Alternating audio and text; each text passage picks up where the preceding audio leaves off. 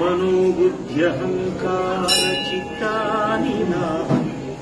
न च श्रोत्रजिह्वे न च घ्राणनेत्री न च व्योमभूमिर्न तेजो न वायुः चिदानन्दरूपः शिवोऽहं शिवोऽहम् चिदानन्दरूपः शिवोऽहं शिवोऽहम् न च प्राणसंज्ञो न वै पञ्चवायुः न वा सप्तधातुर्न वा पञ्चकोशाः न वा क्वाणिपादं न चोपस्थपायुः चिदानन्दरूपः शिवोऽहं शिवोऽहम् चिदानन्दरूपः शिवोऽहं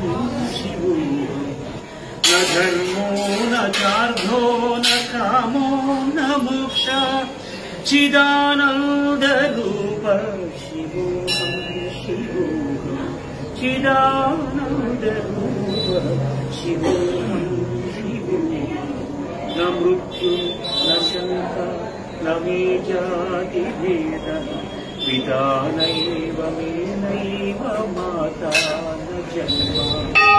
न बन्धुर्न मित्रं गुरुर्नैव शिष्यः चिदानन्दरूपः शिवोऽहं शिवोऽहम् चिदानन्दरूपः शिवोऽहं शिवोऽहम् अहं निर्विकल्पो निराकाररूपो विभुक्ताच्च सर्वत्र सर्वेन्द्रियाणाम् न चासङ्गतं नैव मुक्तिर्न मेयः चिदानन्दरूपः